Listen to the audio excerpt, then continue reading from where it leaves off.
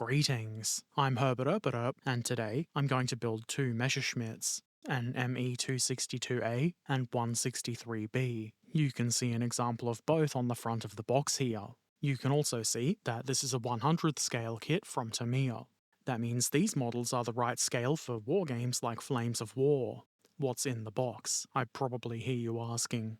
Well, it's plastic sprues. Very surprising, I know. Unless I'm forgetting something, this is the first plane from Tamiya that I've built in this scale. I have built them in other scales, but not 100th scale, and the first thing I noticed is that the plastic is a bit different to the ground vehicle kits I normally build. I believe this is a fairly old tooling, and that's probably got something to do with it. If I'm understanding the timeline on ScaleMates, this kit was originally made by Faller in the 1950s.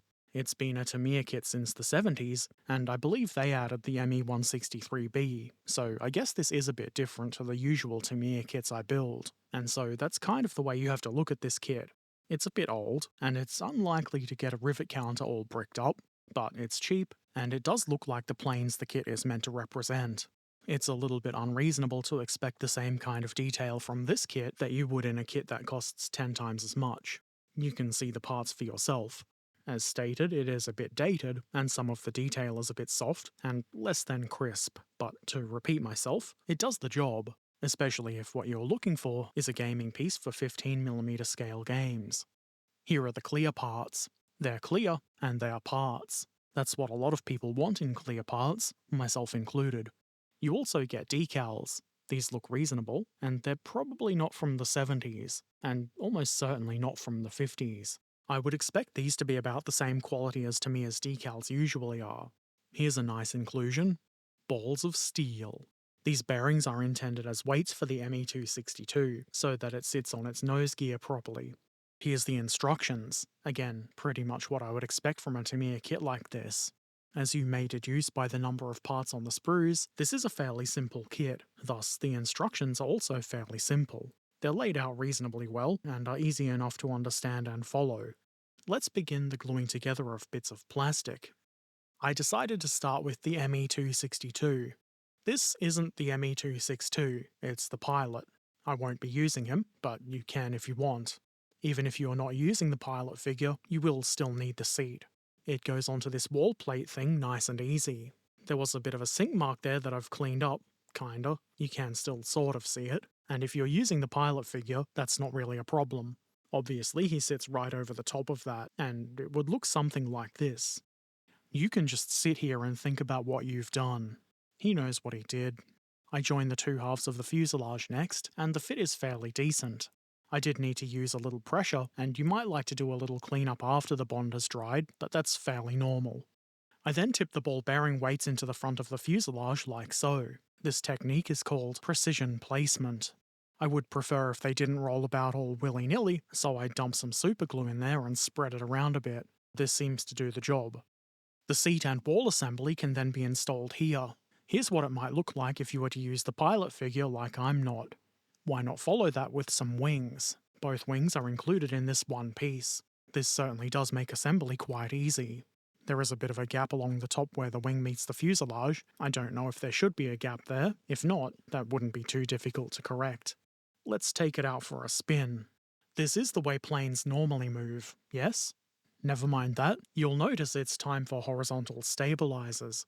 It's probably a pretty good idea to put these on not only the correct side, but also the correct way up, and I think I did that.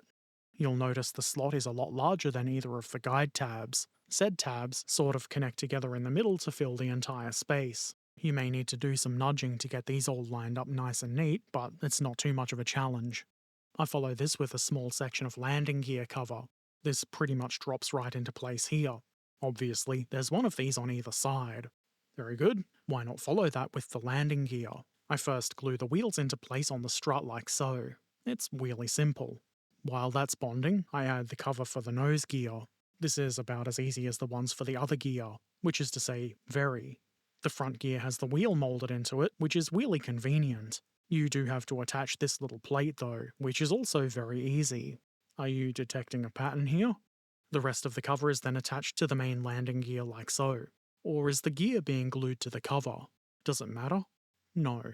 The next step, surprisingly, is to install the landing gear in the appropriate location.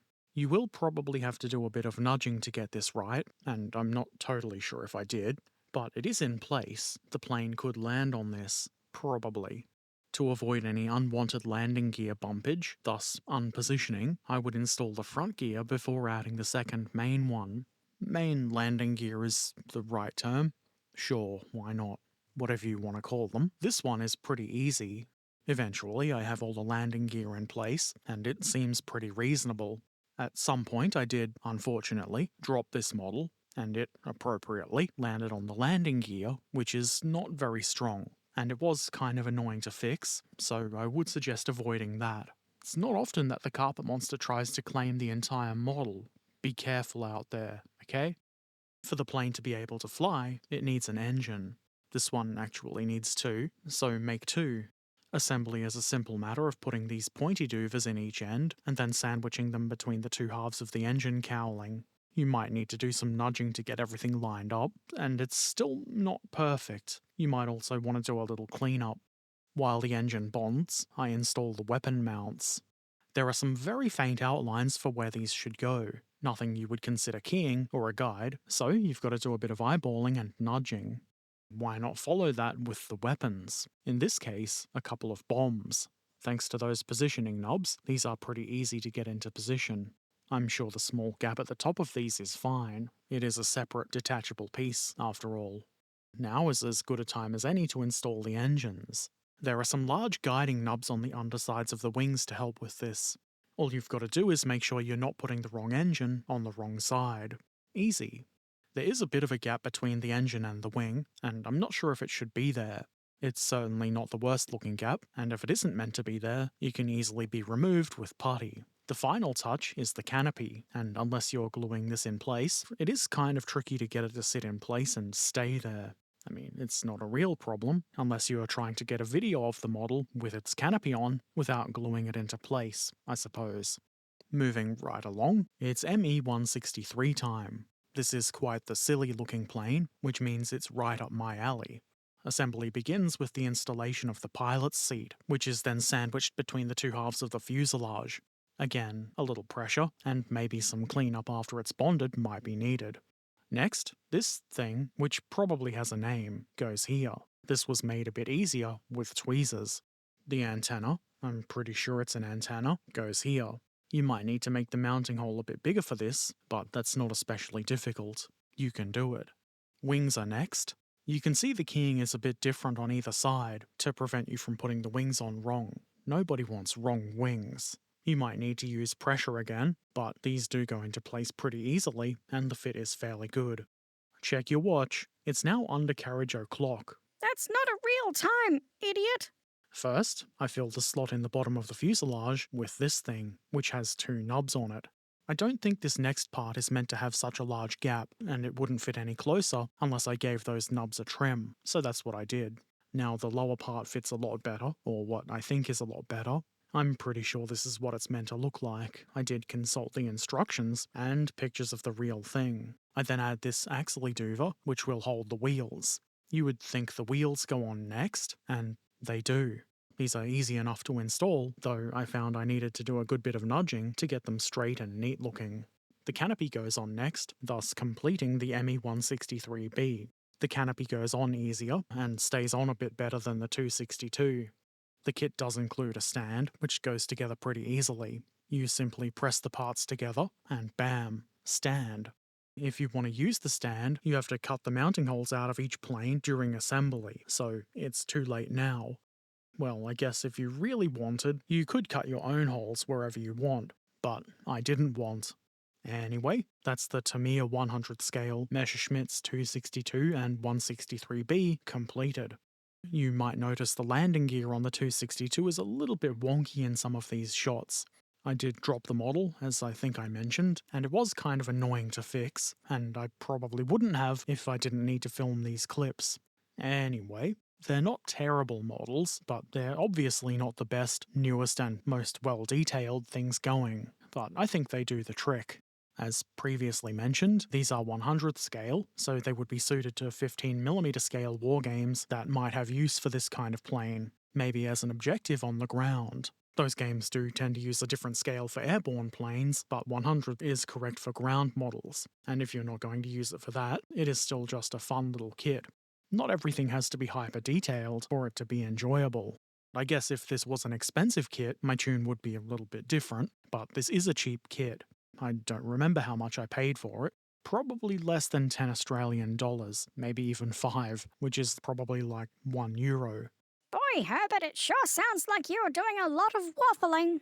I guess I am. I don't really have a lot to say about the actual models. I don't know enough about the real thing to talk about what detail is or isn't there, though I am sure said detail is a bit simplified due to both the size of the models and the age of the tooling, and if you go into building a kit like this knowing that beforehand, I don't think it's really a problem. I had fun building this. The kit does go together nice and easily, though it's maybe not quite as well engineered as something from modern day Tamiya. It's still enjoyable, and sometimes that's just what the doctor ordered.